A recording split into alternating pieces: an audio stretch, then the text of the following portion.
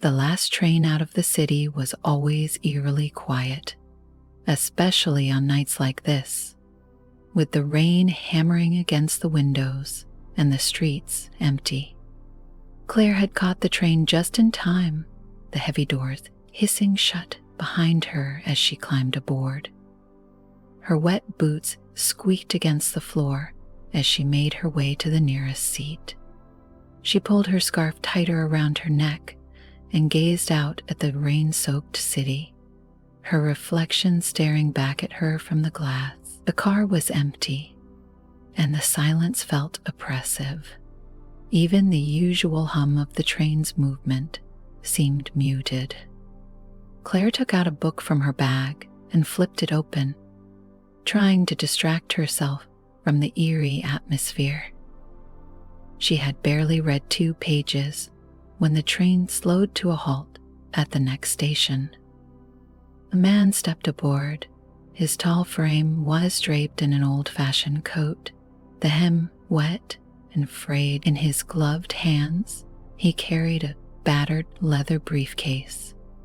His face was pallid, the kind of pale that made her think of shadows and sickness. His dark eyes didn't meet hers, but they felt aware.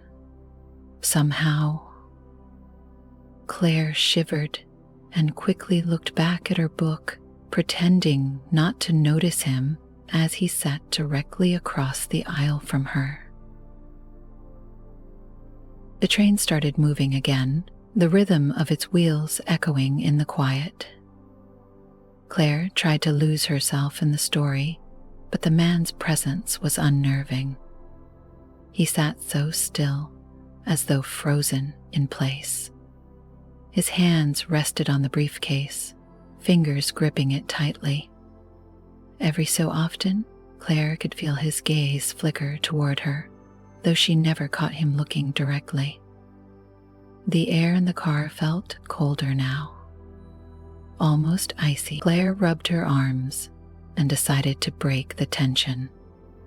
"Excuse me," she said, her voice louder than she intended in the empty space. "Do you know what time we'll reach the last stop?" The man turned his head toward her, slowly, mechanically. His lips parted, but no sound came out. Instead, he raised a hand and pointed at the book in her lap. Claire frowned and looked down. Her breath caught when she noticed the words seemed darker, as if written just moments ago. "Do not speak to him." Her heart raced. She looked up, but the man was no longer sitting there. The seat across from her was empty, though his briefcase was still there, resting on the floor. Claire felt a cold draft brush past her face, and the lights flickered violently. Her hands trembled as she leaned down and picked up the briefcase. It was surprisingly heavy. The leather felt strange, almost damp, as if it had been left out in the rain for years. She hesitated, but something compelled her to open it. Inside was a photograph of a family, a mother, a father, and a little girl, holding a teddy bear. The edges of the photo were worn, and the faces had been scratched out, leaving only faint indentations where their smiles might have been. Beneath the photograph was a yellowed newspaper clipping. The headline read, "Mystery Man Found Dead on Train. Last Passenger Vanishes Without a Trace." Claire's stomach churned. The date on the clipping was today. Last passenger vanishes without a trace. Claire's stomach churned. The date on the train was today. The lights went out, plunging the car into total darkness. The train's wheels screeched, echoing unnaturally loud in her ears as though they were screaming. Claire clutched the edges of her seat, her knuckles white. Then she heard it. Footsteps. Soft, deliberate, and impossibly close. They stopped just behind her.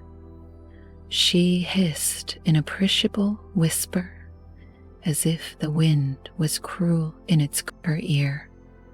"You shouldn't have spoken to me." The lights flickered back on. The train was moving again, but the car was empty. No man, no briefcase, no sound except the rhythmic clatter of the wheels on the tracks.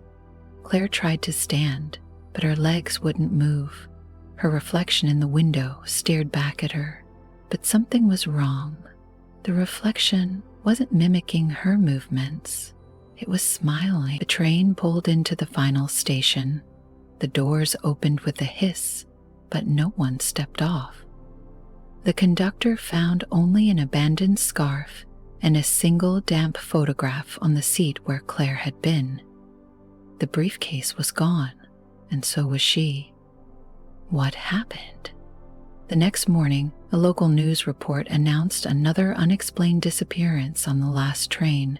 Witnesses claimed to have seen a man boarding the train with a briefcase, but his identity remained unknown. Some say the train carries more than passengers. Perhaps it's a doorway, a passage for those caught between worlds, waiting for their next victim.